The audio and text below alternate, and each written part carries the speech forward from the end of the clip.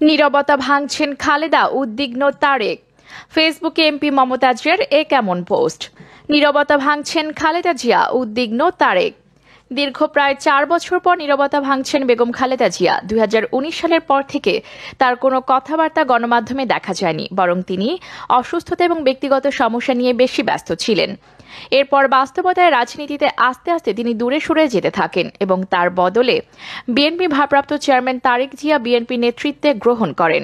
একসময় বেগম খালেদা জিয়া বিএনপির রাজনীতিতে এবং অপ্রয়োজনীয় হয়ে ওঠেন, কারণ কোনো বিষয় বিএনপি নেতৃবৃন্দ বেগম খালেদা জিয়ার সঙ্গে পরামর্শ গ্রহণ করার প্রয়োজন মনে করেননি। এমনকি বেগম খালেদা জিয়া 2020 সালের মার্চে যখন প্যারোলে মুক্তি পেয়ে ফিরোজয় অবস্থান করেন, তখন তার সঙ্গে বিএনপি নেতৃবৃন্দ রাজনৈতিক বিষয়ে যোগাযোগ রাখা বন্ধ করেন। খালেদা জিয়ার জামিনের শর্তে তার বাসা থেকে চিকিৎসা গ্রহণের কথা বলা হয়েছিল।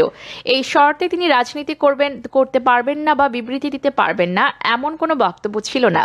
কিন্তু তারপরও বিএনপি নেত্রী বেগম খালেদা জিয়াকে সবকিছু থেকে দূরে রাখা হয়। বেগম খালেদা জিয়াকে বিভিন্ন বিবৃতি দেওয়া থেকেও তাকে সরিয়ে দেওয়া হয়। কিন্তু গত কয়েকটি ঈদের দিনে বেগম খালেদা জিয়ার সঙ্গে বিএনপি নেতারা সৌজন্য সাক্ষাৎ করেন বটে, তবে সেটি আনুষ্ঠানিকতার বাইরে কিছু ছিল না বলেই বিএনপি নেতৃবৃন্দ স্বীকার করেছেন। সেই বেগম খালেদা জিয়া হঠাৎ করে রাজনীতিতে নীরবতা ভেঙেছেন, আর এটি বিএনপির মধ্যে চাঞ্চল্য সৃষ্টি করেছে। বেগম খালেদা জিয়া মির্জা ফখরুল ইসলাম আলমগীরকে তার বাসভবনে ডেকে নিয়ে যান। একাধিক দায়িত্বশীল সূত্র বলছে, প্রথমে শামীম ইস্কান্দার মির্জা ফখরুল ইসলাম আলমগীরকে খালেদা জিয়ার সঙ্গে বৈঠকের কথা জানান, কিন্তু সেই সময় শামীম ইস্কান্দারের কথায় পাত্তা দেননি মির্জা ফখরুল ইসলাম আলমগীর। এর পরপরই মির্জা ফখরুল ইসলাম আলমগীরকে সরাসরি ফোন করেন বেগম খালেদা জিয়া এবং তাকে দেখা করার জন্য বলেন। মির্জা ফখরুল ইসলাম আলমগীর রাত 8টায় বিএনপি চেয়ারপারসনের সঙ্গে সাক্ষাৎ করেন। এ সময় বিএনপি চেয়ারপারসন বেগম খালেদা জিয়া মির্জা ফখরুল এবং বিএনপির কর্মকাণ্ডে ক্ষোভ প্রকাশ করেন। অপরদিকে ফেসবুকে এমপি মমতাজের এ কেমন পোস্ট। মানিকগঞ্জ 2 আসনের সংসদ সদস্য কণ্ঠশিল্পী মমতাজ বেগম তার ফেসবুক আইডি থেকে একটি পোস্ট দিয়েছেন। এই পোস্টকে ঘিরে সিংগাইর তথা মানিকগঞ্জ সরকার দলীয় রাজনৈতিক অঙ্গনে উত্তপ্ত অবস্থা বিরাজ করছে। সামাজিক যোগাযোগ মাধ্যমে এমপি মমতাজের পোস্টটি ভাইরাল হলে রাতেই ওই পোস্টটি ফেসবুক আইডি থেকে প্রত্যাহার করা হয়। এ নিয়ে তার নির্বাচনী এলাকার রাজনৈতিক নেতাকর্মী থেকে শুরু করে বিভিন্ন শ্রেণী পেশার মানুষের মধ্যে তোলপাড় শুরু হয়েছে।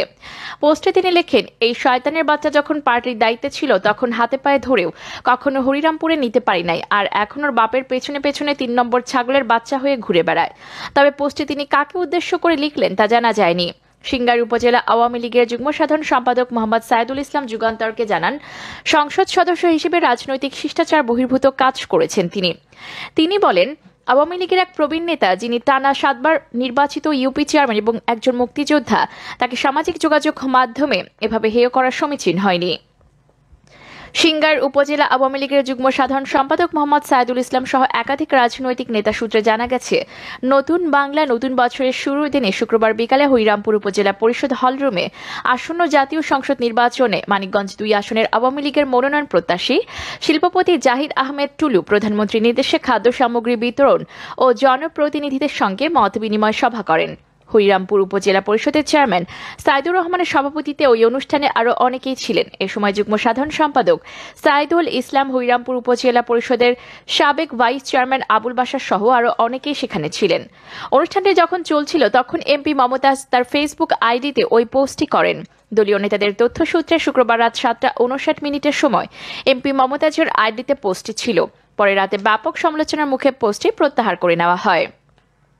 পোস্টটি নিয়ে রাজনৈতিক নেতাকর্মী দ্বারা বলেছেন, বেগম মমতাজ এই পোস্টটিতে বলধারা ইউপি চেয়ারম্যান বীর মুক্তিযোদ্ধা আব্দুল মাজেদ খানকে ইঙ্গিত করেছেন। দীর্ঘ 27 বছর সিংগাইর উপজেলা আওয়ামী লীগের সাধারণ সম্পাদকের দায়িত্ব পালন করা মাজেদ খান গেল 30 জুলাই 3 সদস্যের ঘোষিত আওয়ামী লীগের কমিটি থেকে বাদ পড়েন।